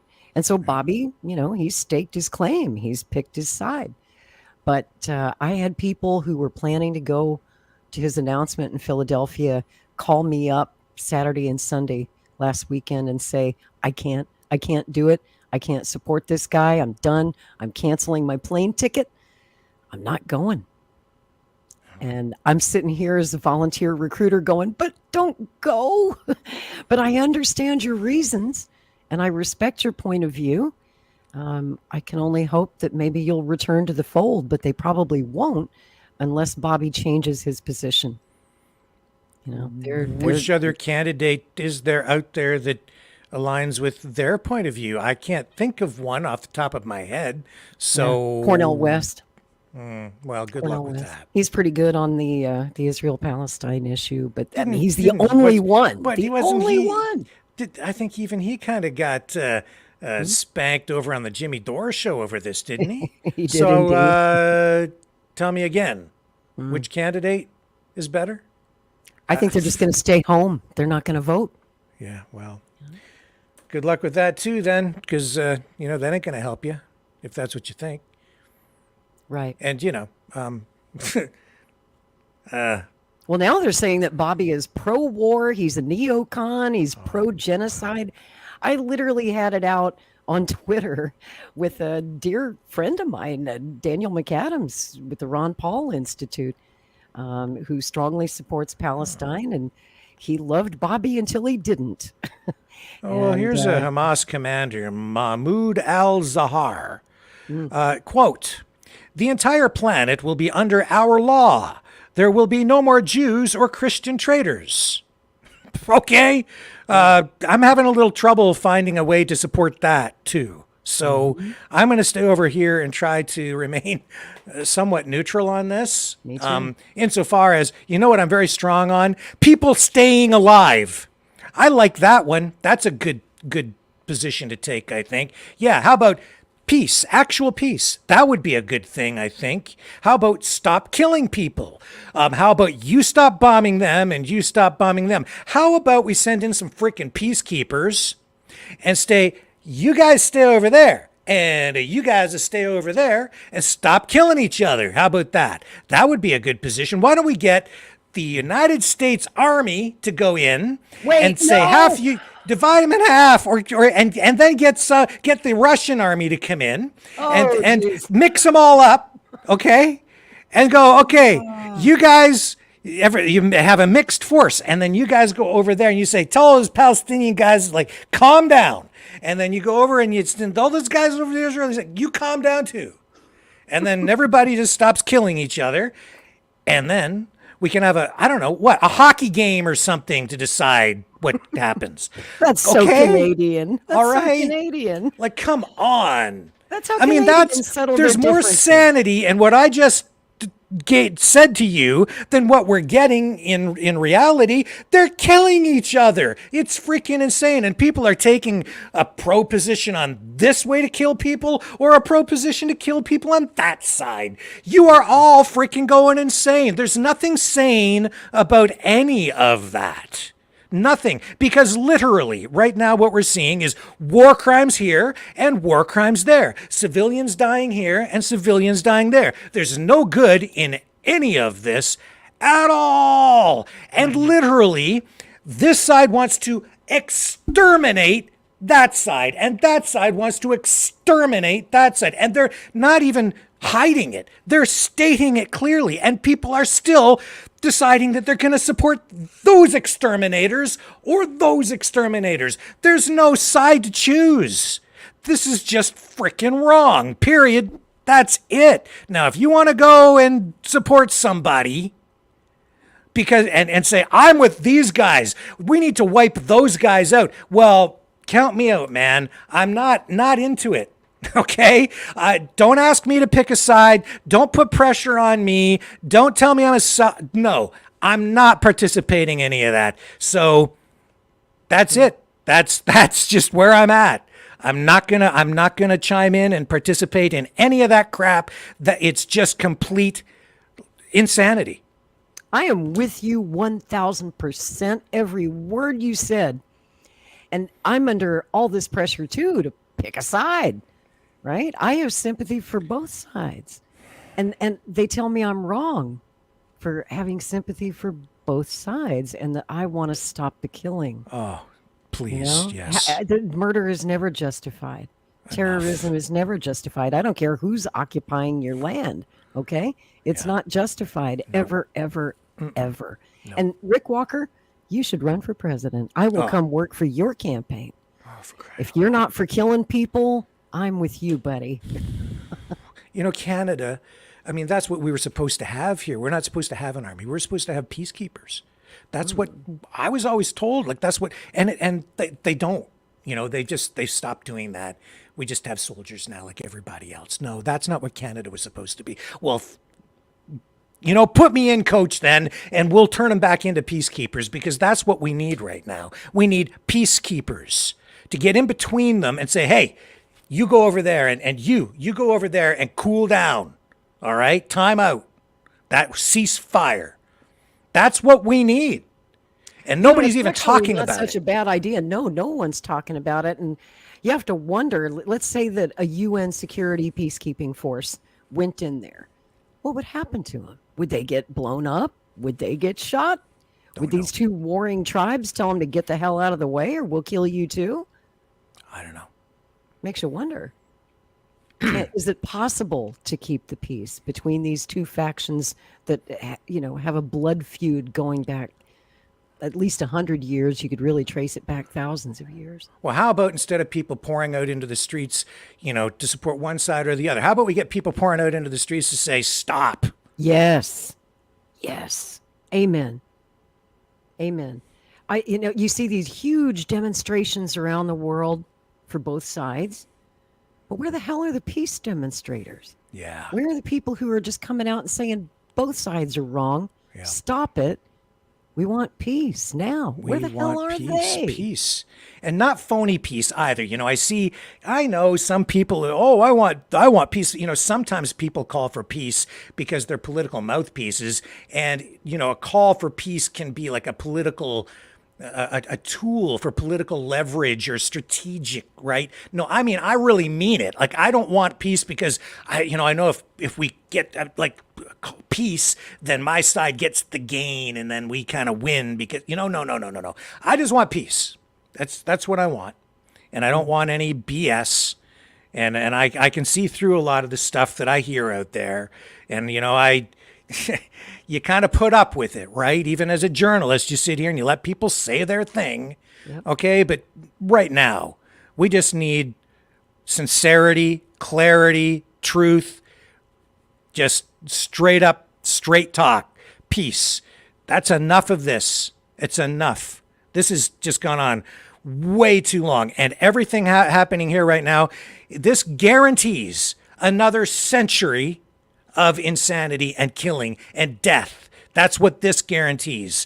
This will not get us peace. This will just get us another century or more, maybe 1,000 years more of death. This has to stop right now. And I don't think there's anybody out there, maybe just the two of us, who are just sitting here tonight. Nobody wants to hear it right now. It feels that way. I'm so tired of it. It feels lonely, doesn't it, Rick? It does feel like we're the only two people saying, this is nuts, stop it. And it's like, you feel intimidated just to call for peace.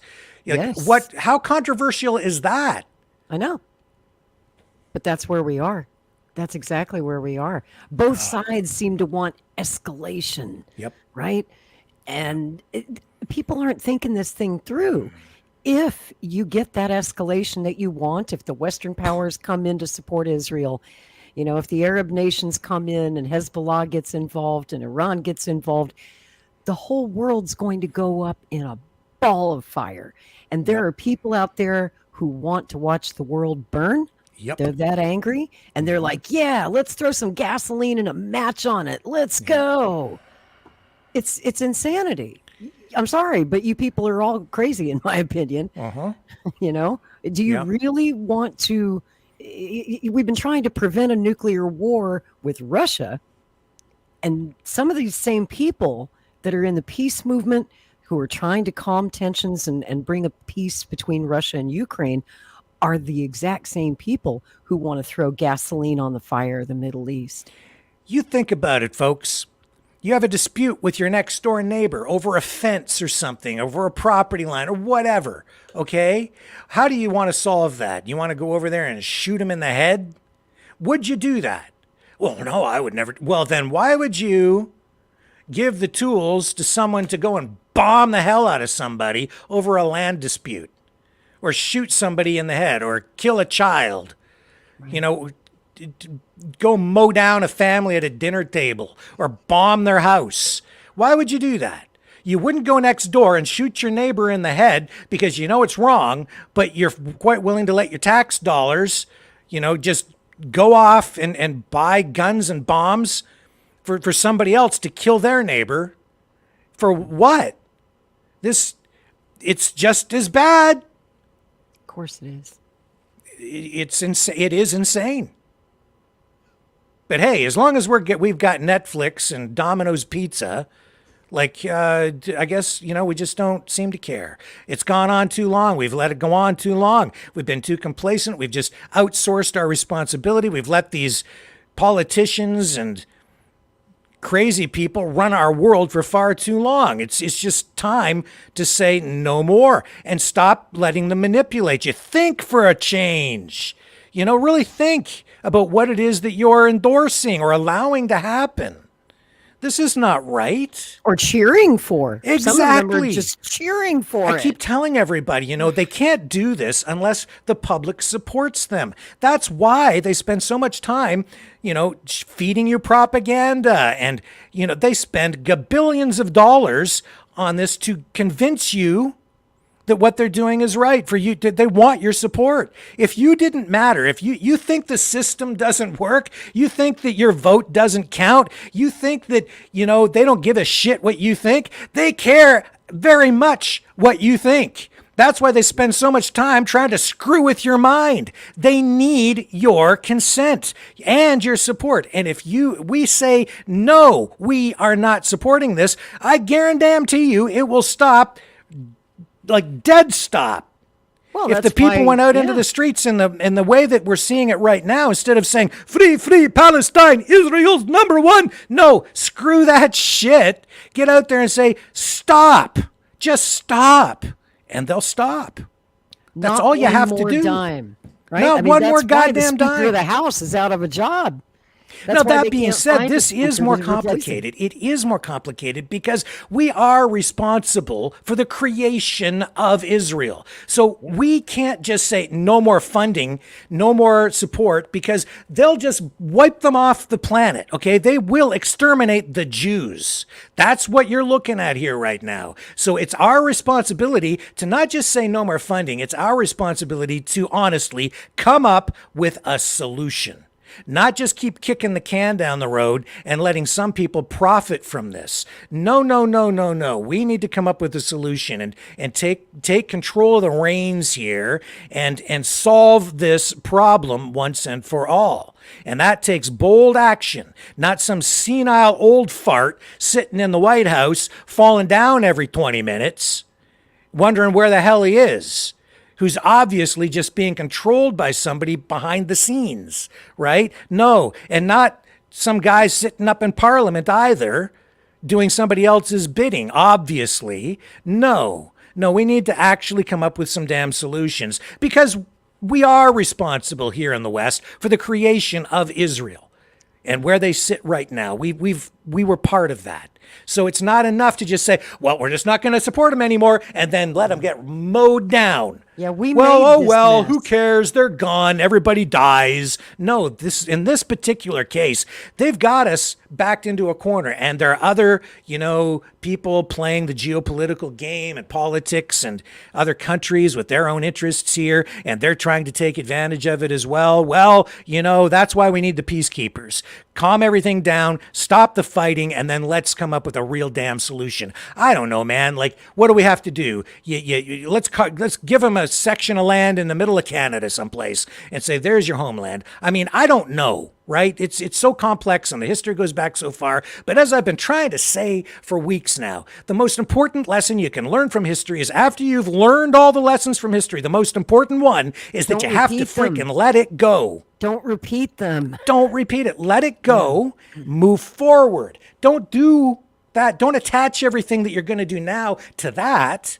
No. Let's find a way for you to live a good life and have your family and a happy days ahead and a productive life where everybody has what they need. There's plenty to go around, and if everybody is productive and everybody contributes to your community and your society, then there will be more than enough. We will have a abundance, a plenty for all. There's plenty of room for everybody. We don't need to depopulate the planet. We don't need to get into any of that crap because that's all a bunch of bunk, okay? There's lots for everyone.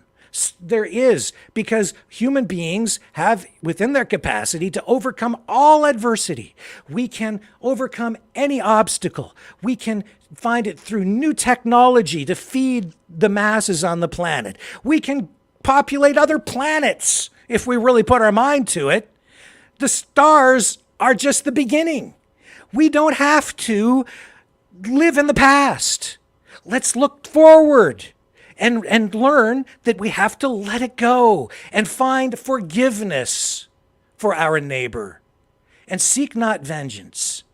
Because as we look into the abyss, it will consume us. So learn to live together or we're all going to die together. The time is now.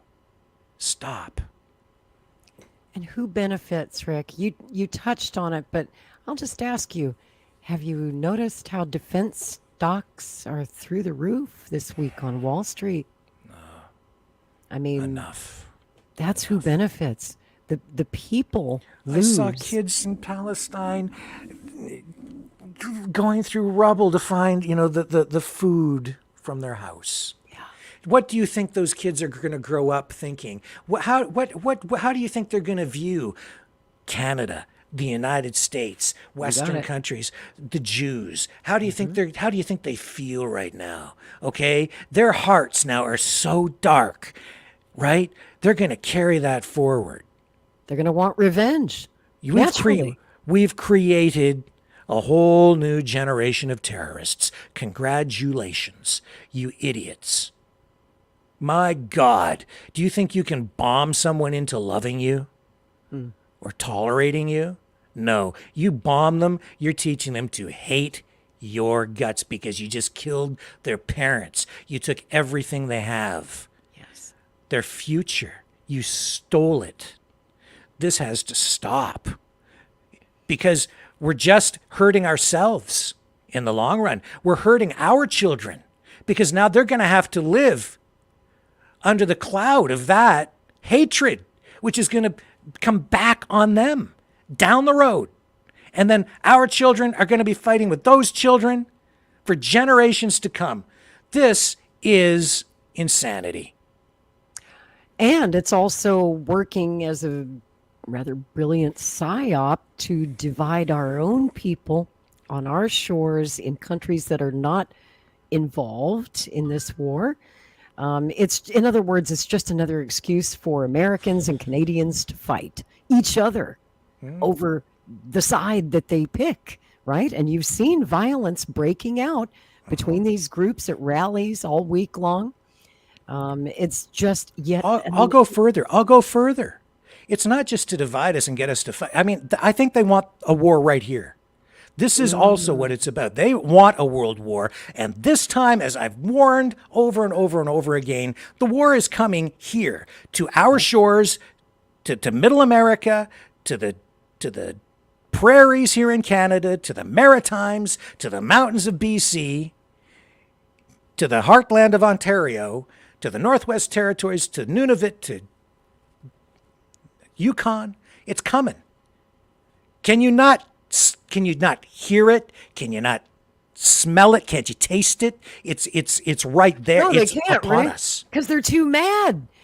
All rational thought goes out the window when you're clouded by emotion, and the images that we've seen on social media are guaranteed to provoke emotion, whether that's the images we've seen of the Hamas attacks on Israel and the suffering in Israel, or the retaliation against Gaza and the suffering that we now see in Gaza. All of this is designed to provoke this deep emotional response in you, so that then you get so mad you want to go out and kill somebody. Yeah. Well, there are people here, I think, right now on edge who are ready to do it. Oh, even yeah. here. Yeah.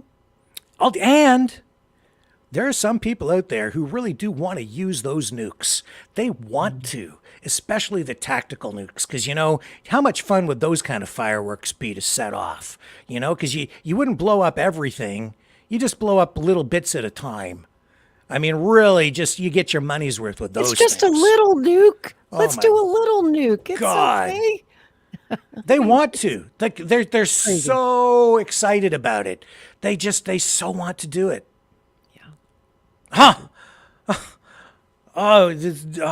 Have we learned nothing? Nothing. Not a damn thing. Nothing. Nothing. Especially over here. Because nobody knows any history. Nobody's been taught anything. Everybody's dumbed down, doped up, and watching TV. Well, that's why they were surfing cheering for that Nazi in your parliament a couple Well, of weeks ago. Yay! He fought the Russians. Woohoo! Well, I mean, and then he's a what? Oh, wait, he's a Nazi? I'm like, did you study history? Did you pass 6th grade? Who the hell fought the Russians in World War II? You nincompoops. What's wrong with you?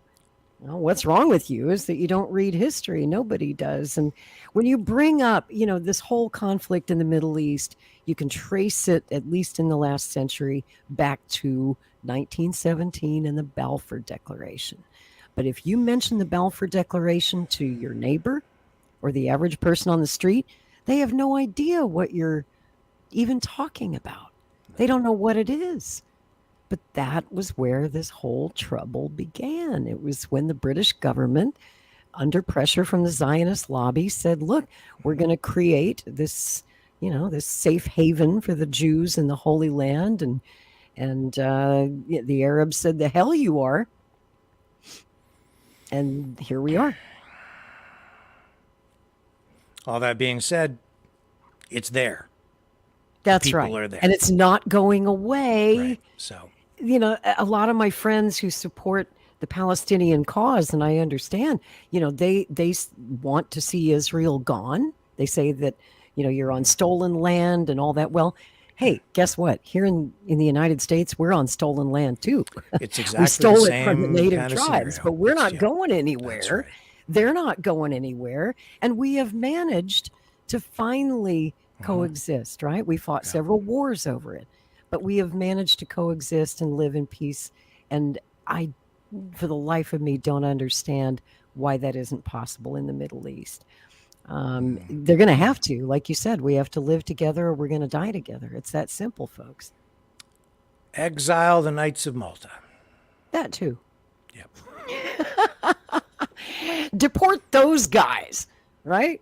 Let's just deport those guys. Well, this has been a really, really interesting show. It didn't go like we had planned, but then again, it never does on Strange Bedfellows. We lost Elizabeth Beck. I don't know what happened. If she lost her internet, she tried a couple of times to get back into the studio and couldn't get reconnected. So, folks, I do apologize for that. We will have her back, and we will continue this conversation again soon, I hope. But it was a delight having her here. She's she's so interesting. I think Elizabeth is fearless. She's what I call her. Firecracker is what she is. She is, man. She's a badass. And yet, I know that she and Jared have suffered a great deal for their courageous stands. That's what happens when you're courageous, when you take on the power structure, when you take on the DNC or Donald Trump or, anybody who represents the power structure. It's going to come back. There's going to be blowback. And they've felt that, they've experienced that, which is why, they don't talk very often. They don't give interviews very much anymore. And I was so pleased that she agreed to come on the show tonight and talk to us. And I only wish that conversation could have continued. But technical difficulties got in the way. Probably the CIA.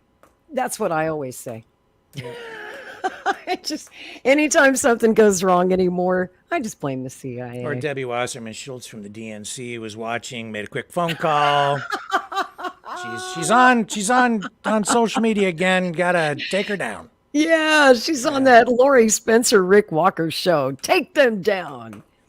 But then, we totally went to the unapproved narrative after we lost Elizabeth. We started talking about peace. It's a wonder we're still on the air. Yeah. Yeah, this show is going to get banned for sure. You can't talk about peace right now. You got to pick a side. You got to be for Israel. You got to be for Palestine. You got to be for Russia. You got to be for Ukraine. Always got to pick a side, and you can't just be on the side of peace, it seems. Well, I am. So. Me too. So if you want to ban me, ban me. I mean, what's the worst thing we did tonight? We said some bad words. We swore a little bit. Yeah. Is peace outlawed now? Is that a bad thing? You would Apparently, think. it is for the moment. You would think, huh? I definitely need that DeLorean DMC. 88 miles an hour, baby. You better come pick me up on your way. Don't leave me down here with these crazy people. Let's just go, man. Yeah. You got room in the DeLorean? I know there's not a lot of room in the back seat, but could you squeeze me in the trunk, maybe? There is no trunk. No, there's no trunk on a DeLorean.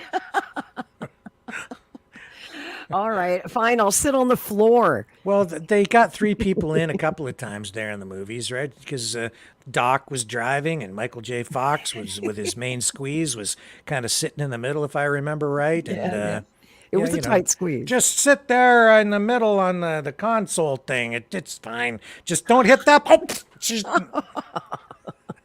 1867. How did we end up here? We get a speed bump, Doc. I told you not to sit on that button. Anyway, what I wouldn't give to go back to 1985, huh, bro? Oh, please, yes. Yeah, things were better then. I'm just saying. Yeah. Gen Xers know things were better then. Oh yeah. I'd love to have the before times back. Oh yeah. Some of y'all remember. You know what I'm talking about.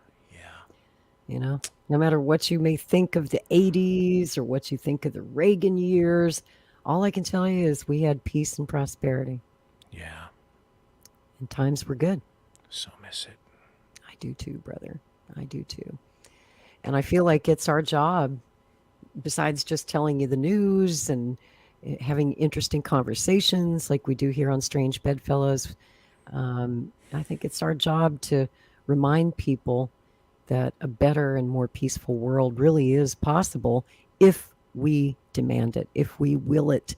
It will be so. I truly believe it. But if you will death and destruction and war, that's what you're going to get. Yeah. So keep that in mind, folks. Keep that in mind. I guess on that note, we'll wrap up. It's 11 o'clock Eastern time. 10 o'clock my time. I think Elizabeth just texted me and said, I can't get back on.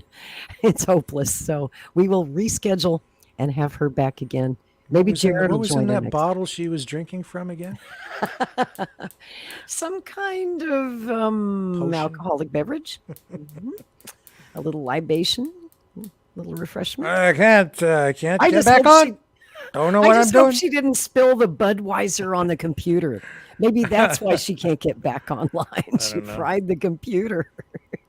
Oh. And on that note, folks, what an interesting show this has been. But it's never boring on Strange Bedfellows. On that note, Emoji says, ladies and gentlemen, check the flux capacitor.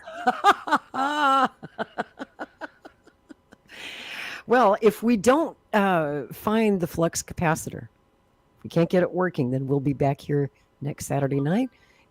And we'll see you back here 9 p.m. Eastern next Saturday night for Strange Bedfellows. Peace.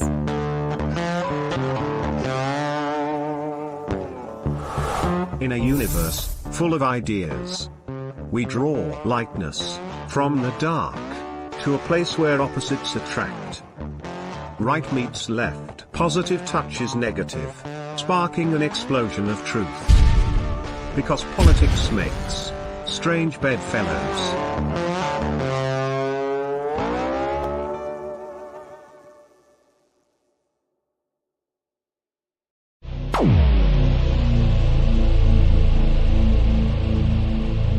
This has been a Maverick Multimedia production.